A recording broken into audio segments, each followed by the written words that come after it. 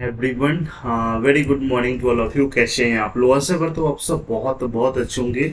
बहुत सारे लोगों का ये कहना था ना कि मेंस में बहुत ज़्यादा दिक्कत होता है। तो ये जो सेशन रहने वाला है ना MWF में, मंडे वेडनेसडे और फ्राइडे को सुबह 9 बजे जो है ना मेंस का क्वेश्चन लेकर के मैं आता हूँ, ताकि आपको मेंस में कहीं से कोई दिक्कत नहीं हो। कैसे कौन कौन से क्वेश्चन को आप अटेम्प्ट कर सकते हैं, क्योंकि मेंस उसी का निकलता है जिसको क्वेश्चन छोड़ना आता है। ये बात आप हमेशा ध्यान में रखो। प्रीलिम्स में ऐसा नहीं है, लेकिन मेंस में जो है ना जिसको क्वेश्चन छोड़ना आता है ना उसका मेंस क्रैक हो जाता है। तो ये बात आपको तभी पता चलेगा ना जब आपका आप अपना जो क्षमता है ना वो आप देखोगे तब। तो इसी सब के रिगार्डिंग आज का जो क्वेश्चन जो लेकर के आया हूँ, एकदम एग्जाम ओरिएंटेड क्वेश्चन, एकदम इस तरह का क्वेश्चन अक्सर देखने को मिलता है। और ये जो क्वेश्चन है छोड़ने वाला नहीं है, ये बनाने वाला है ना। तो मैं अभी बनाने वाला बता रहा हूँ, ताकि अगर ये क्वेश्चन आएगा तो आप कैसे बना सकते हो एकदम, क्या आपका अप्रोच रहेगा, क्योंकि टाइम का कमी नहीं रहता है ना। क्वेश्चन के अकॉर्डिंग टाइम पर्याप्त रहता है, लेकिन आपको बनाने तो होना चाहिए ना। तो इसी सब के रिगार्डिंग मेंस का सेशन होने वाला है, और आप लोग से रिक्वेस्ट है प्लीज पूरा अंत तक बने रहना। हर एक दिन आपको कुछ ना कुछ नया सीखने को जरूर जरूर मिलता है। प्रीलिम्स में अगर आपको डाउट है तो सुबह 7 बजे जो सेशन आता है उसको आप देखिए, बहुत ज़्यादा फायदा मिलेगा। डेली टारगेट सुबह 6 बजे दिया जाता है, उस टारगेट को पूरा कीजिए, अपने दिन को और ज़्यादा प्रोडक्टिव बनाइए और बैंकर बनिए एकदम। आइए क्वेश्चन आपको आज दिखाते हैं। जी हाँ दोस्तों, एक इस तरह ब्लड रिलेशन का जो क्वेश्चन है ना, ठीक है, ये इस तरह का क्वेश्चन अक्सर मेंस में देखने को मिलता है, और ये आपको बनाना ही पड़ेगा। इस क्वेश्चन को आप छोड़ नहीं सकते हैं, ठीक है। तो बोले ना कि छोड़ने अगर आ जाए तो आपका मेंस निकल जाएगा, ठीक है। तो इस क्वेश्चन को आप छोड़ नहीं सकते हैं, छोड़िएगा तो आप निकल जाइएगा। तो ये बात आपको हमेशा ध्यान में एकदम पूरा रखना है, इसको आपको बनाना पड़ेगा। तो कैसे क्या क्या करना, पहले यहाँ पे कुछ कुछ जो बात है वो मैं यहाँ पे समझा देता हूँ। जैसे यहाँ पे ए परसेंटेज बी है ना, जिसका मतलब होता है कि A is the husband of B, मतलब ए जो है बी का हस्बैंड है। वैसे ही यहाँ पे सारा सिंबल का अलग अलग मीनिंग है, ठीक है। और पहला वाला जो है ना मतलब दूसरे वाले का रिलेशन दिया हुआ है। जैसे ए प्लस बी का मतलब है कि A is the wife of B, ठीक है, मतलब ए जो है बी का वाइफ है, ठीक है। एंड का मतलब ये है, एट द रेट का ये है, ठीक है, क्वेश्चन मार्क का ये है, स्टार का मतलब ये है। सबका मतलब यहाँ पे दिया हुआ, आपसे पूछा क्या जा रहा है कि how is P related to R, P का आर से क्या रिलेशन है, वो भी किसके अकॉर्डिंग। तो यहाँ पे जो क्वेश्चन दिया हुआ है इसके अकॉर्डिंग, तो इसको जो है आपको इसके फॉर्म में पहले अरेंज करना पड़ेगा, है ना।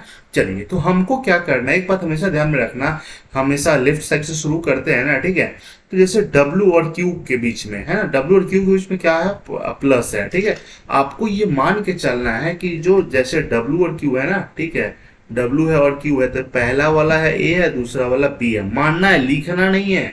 ये आपको मानना है, पहले वाले को A मानना है, दूसरे वाले को B मानना है ना। चलो, तो यहाँ पे प्लस का सिंबल है, तो प्लस का सिंबल हम यहाँ पे आके देखेंगे ना। प्लस का मतलब क्या होता है, A is the wife of B, इसका मतलब है W is the wife of Q।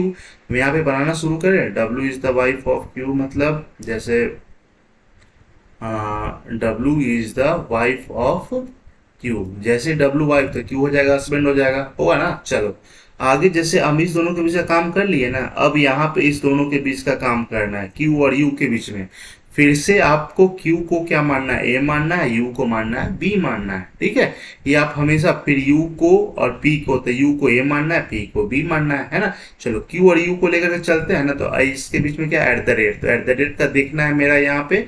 इसमें क्या है कि A is the father of B, मतलब पहला वाला जो है A is the father of B, इसका मतलब है कि Q is the father of U, मतलब Q is the father of U, मतलब क्या हो जाए, यहाँ हो जाए U हो जाए। Q is the father of U, इस दोनों का काम हो गया। अब U और P के बीच में करना है, ठीक है। U और P के बीच में क्या, परसेंटेज है ना। चलिए, परसेंटेज है कहाँ पे, है कहाँ पे, यहाँ पे है ना। इसका मतलब है कि A is the husband of B, इसका मतलब है U is the husband of P, मतलब U is the husband of P, U is the husband of P कर दिए हमने। चले, P और T के बीच में चलते हैं। P और T के बीच में P को A मानना है, T को B मानना है। एंड का सिंबल दिया हुआ, एंड का मतलब क्या होता है, A is the mother of B, मतलब P is the mother of T। तो P is the mother of T कैसे हो जाएगा, P is the mother of T ऐसे ही हो सकता है ना। T और R के बीच का देखते हैं, ठीक है। तो वैसे ही दोनों के बीच एंड एंड है, जैसे यहाँ पे था P is the mother of T, वैसे T is the mother of R, T is the mother of R, ठीक है। हो गया इतना, चलो पार्ट डन हो गया ना। अब क्वेश्चन आपसे क्या पूछा जा रहा है, how is P related to R, P जो है आर का कौन है। देखो यहाँ पे ये जो इंफॉर्मेशन दिया हुआ है ना, इसके अकॉर्डिंग आपको पहले यहाँ पे रफ फिगर बनाना पड़ेगा, उसके बाद ही आप इसका जवाब दे सकते हो। तो मेंस में इतना टाइम रहता है कि आप इसको आसानी से बनाओगे। बस ये ध्यान में रखना, आप देखो तो नंबर ऑफ क्वेश्चन ज़्यादा अटेम्प्ट नहीं होता है, लेकिन जो भी बनाए सही बनाए। और ये सब अगर आप गलती करोगे ना, और यही सब आपका जो क्वेश्चन है जान बजाता है एग्जाम में। क्वेश्चन क्या पूछा जा रहा है, how is P related to R, मतलब पी जो आर का कौन है, तो ये हो जाए क्या हो जाए, ग्रैंड मदर। ठीक है, ग्रैंड मदर जो है ये इसका हो जाने वाला आंसर। ठीक है, और यही पूछता कि आर जो है पी का कौन है, तो यहाँ पे इसका कोई जेंडर ही क्लियर नहीं है, तो यहाँ पे कांट बी डिटरमाइंड एकदम होगा ही होगा। तो ये बात हमेशा ध्यान में रखना। चलिए आइए नेक्स्ट क्वेश्चन पे आते हैं। जैसे यहाँ पे क्या कहा जा रहा है, how is V related to U. देखो कई बार क्या होता है ना कि ये वाला जो देता है ना, ये कई बार सेम देता है, लेकिन कई बार ऐसा देखने को मिला कि ये अलग अलग ही रहता है। ठीक है, तो आपको क्या करना है, वही काम करना है, पहले वाले को ए मानना है, दूसरे वाले को बी मानना है ना।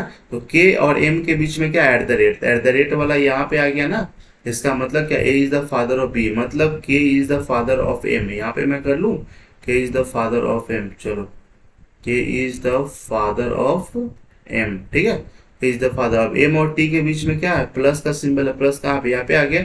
A is the wife of B, मतलब M is the wife of T, M is the wife of T. जैसे ही ये वाइफ है तो हस्बैंड हो जाएगा, ठीक है ना। और टी और यू के बीच में क्या है, एट द रेट है, तो एट द रेट का मतलब क्या होता है, A is the father of B, है ना। तो वैसे ही क्या हो जाएगा, T is the father of U, T is the father of U हो जाएगा। ठीक है, यू और डब्ल्यू के बीच में क्या है, परसेंट, परसेंट कहाँ पे, यहाँ पे A is the husband of B, मतलब U is the husband of W, U जो है किसका हस्बैंड है, डब्ल्यू का। ठीक है, चलो आगे डब्ल्यू और वी के बीच में पूछा जा रहा है, तो यहाँ पे एंड का सिंबल दिया हुआ है, ये एंड है ना। A is the mother of B, मतलब W is the mother of V. ठीक है, W is the mother of V. Question क्या पूछा जा रहा है, how is V related to U, V जो है यू का कौन है। देखो यहाँ पे वी का जेंडर ही क्लियर नहीं है, तो सही आंसर क्या हो जाएगा, ये हो जाएगा कांट बी डिटरमाइंड। ये आपको चुन लेना है वहां पे। ठीक है, अगर और कहीं से अगर आपसे कुछ पूछा जाए, देखो जैसे ये अगर ड्रॉ हो जाता है ना, ठीक है, फिगर ड्रॉ हो जाता है, तो आपका क्वेश्चन ही आसान हो जाता है ना। और ये भले ही एक एक नंबर में, लेकिन आता जरूर है। तो आप ऐसे ही मेंस में, तो यही तो बात है ना, आपको नंबर एक एक नंबर करके आपको जमा करना पड़ेगा, 1+1+1+1 करके। आइए एक और क्वेश्चन आपको शानदार दिखाते हैं। जैसे यहाँ पे क्या कहा जा रहा है, how is P related to S, यहाँ पे अलग अलग करके दे दिया हुआ, दो पार्ट में बांट दिया गया। ठीक है, ये और ये। ठीक है, चलो तो मैं एक एक करके पहले इसको सॉल्व करता हूँ।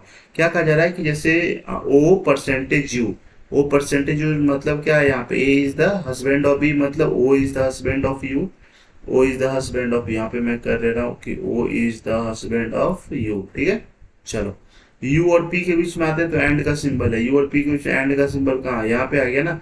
ए is the mother of B, मतलब U is the mother of P, हो गया। चलो पी और आर के बीच में आते हैं तो प्लस का symbol, A is the wife of B, मतलब P is the wife of R. ठीक है, जैसे ही वाइफ है तो हस्बैंड हो जाएगा। आर और क्यू के बीच में क्या है, एट द रेट है ना। A is the father of B, मतलब R is the father of Q. ठीक है, चलो अगला टर्म ये कहा जा रहा है ना, देखो यहां से हम डायरेक्ट आंसर नहीं दे सकते क्योंकि पी है, एस का तो भी चर्चा ही नहीं है ना। तो चलिए यहाँ पे क्या कहा जा रहा है, टी और क्वेश्चन मार्क है ना, टी और पी के बीच में, टी और पी कहाँ आ गया, इसका मतलब है कि A is the daughter of B, मतलब T is the daughter of P.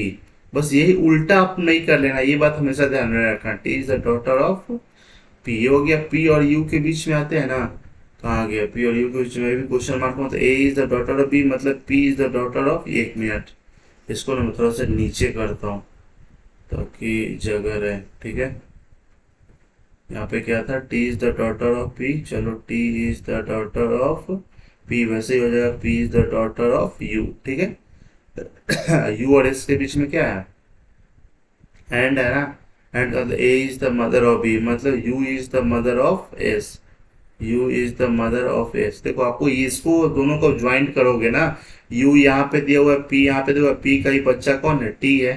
ठीक है, और यू का ही एक और बच्चा क्या है, एस है, तो यहाँ पे इसको मैं अरेंज कर, दोनों ज्वाइंट हो गया, हो गया। चलो अब ना यहाँ पे how is P related to S, P जो है ना एस का कौन है, तो पी तो एस की कौन है, पी एस की है सिस्टर। ठीक है, ये तो हो गया। यहीं पे पूछता अगर एसपी का कौन है, तो भाई कांट बी डिटरमाइन, हो सकता है ये मेल हो जाए, हो सकता है ये फीमेल हो जाए। क्यू के बारे में पूछा जाए तो हो सकता है मेल हो जाए, हो सकता है फीमेल हो जाए।